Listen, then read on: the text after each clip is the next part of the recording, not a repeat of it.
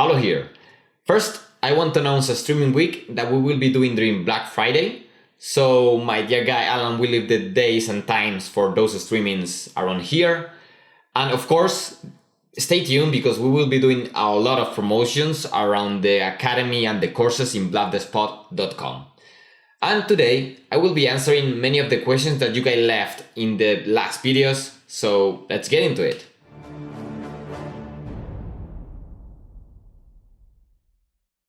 So, first one, how is your lifestyle as a professional poker player?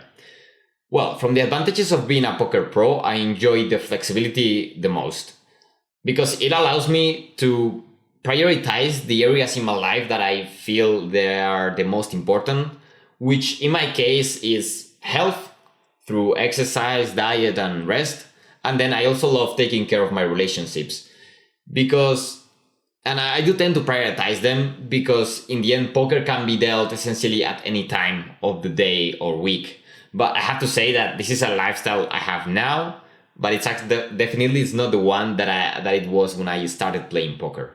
I am curious about the effect of sports in your performance while playing. Have you noticed any improvements in your poker game since getting back to the gym?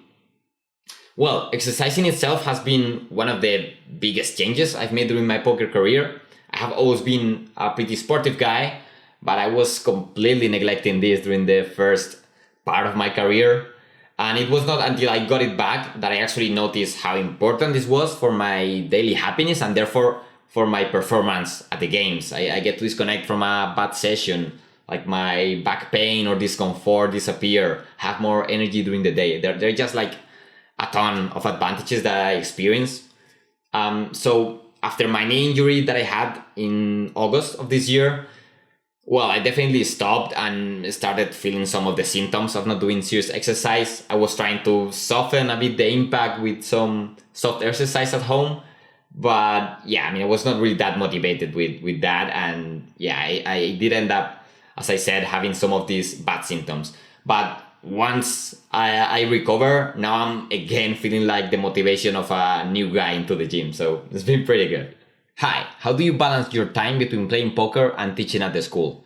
Well, I have been changing my routine, trying to get a balance between these two. And for now, what is working is from Monday until Thursday, I spend the mornings playing, studying, or doing exercise. And then in the evenings, that's when I spend time for the coachings, for the streamings, or for preparing the coachings as well. So I'm doing that because in the mornings for my time zone is when I find the best tables. And in the evenings, the tables tend to be worse, while it's a time that fits best most of people to do the coachings or the streamings. Then since I'm not finding much time to play, I'm also trying to do some nights or weekends, which allow me to put more time, while it's also the best time really to play because the quality of the tables is really good. How many hands do you recommend to play on a limit before moving up? How much sample do I need to know that I can beat the stake? Well, the answer to this question comes with many nuances, but I would take into consideration three factors. First, the bankroll management. You need to take time to create a plan and stick to it. And it's very important that you take time because it depends a lot on your personal situation or your context. For example, if you're a grinder of low stakes who can easily refill the bankroll through savings, then you get to be way more aggressive. Now, if poker is your main source of income, then you need to be way more conservative. But if you reach the bankroll that you set yourself to, then go for it. Second, the results. Even if we're talking about very small samples, like tens of thousands of hands, if you're having good results that will often lead to a good bankroll, then again, go for it. But here, it's very important again to do it with a plan and be willing to move down if it doesn't work out. And finally, sensations, which I find pretty important because again, we're talking about very small samples overall, so the results will not be that reliable. And if you're actually honest with yourself, you will be able to know if you actually feel prepared to move up. So as you see, there isn't an easy formula around it, as it would take actually like hundreds or even millions of hands to have a reliable sample to know how if you're actually beating a stake. But we don't need that level of certainty. Combining all these factors, we get to reach to a decision. And finally, you're just left hoping that your shot works out.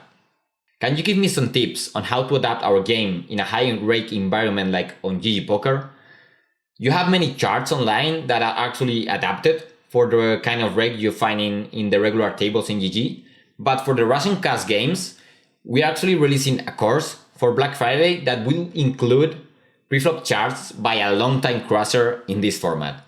But I would take these charts as a baseline. It's very important to take the rake as a secondary factor and mainly look to exploit your pool, which at least in 50NL, what I have found is that it's very tight and passive.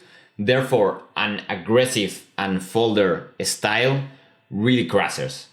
Actually, I checked my stats and I am playing a 32 BPIP, 28 preflop raise, 30 on 3-bet, 55 once of flop, and 27 went to showdown. So I am actually following this myself during the background challenge, so time will tell.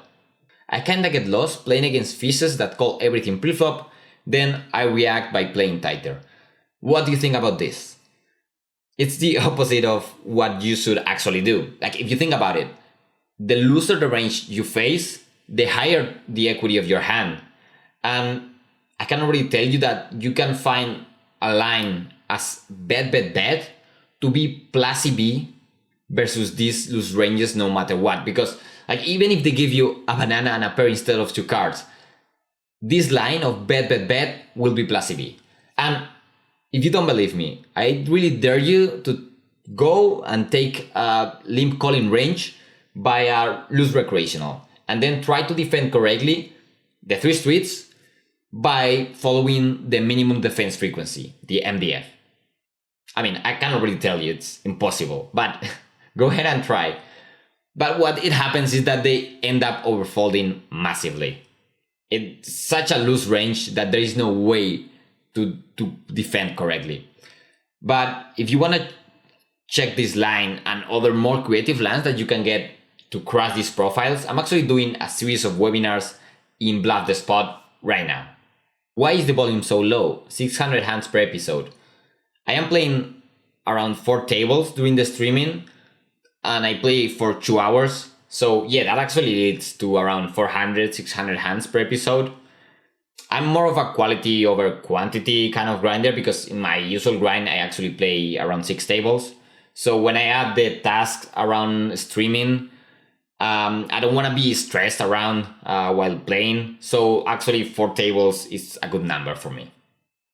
Why GG? 17 big blinds per 100? Get off GG Poker. That is ludicrous. No one is winning per rakeback. 20 buy-ins not enough to play against GG Rake. I have to say that it isn't my favorite side to play on and I do not play there during my usual grind. However, it is the side with the highest traffic that we can find right now, and many players are forced to play in there due to regulatory reasons, which is the case for some of the students in BTS. So I thought that I could kill 2 birds with 1 stone by first getting to know the pool and secondly attracting more players to the stream as it is the biggest side right now. But well, maybe the rake actually ends up killing my dream. We'll see.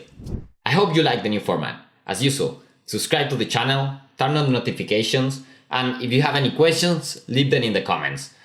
I will try to answer all of them, but if there are a lot, we will actually release a new Q&A. See you soon!